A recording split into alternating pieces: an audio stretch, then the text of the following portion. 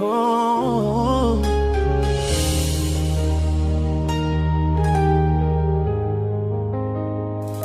Kanisa, kanisa zako Mungu, wengi wao wamezibadilisha sehemu ya biashara. Baba, tutafanya nini?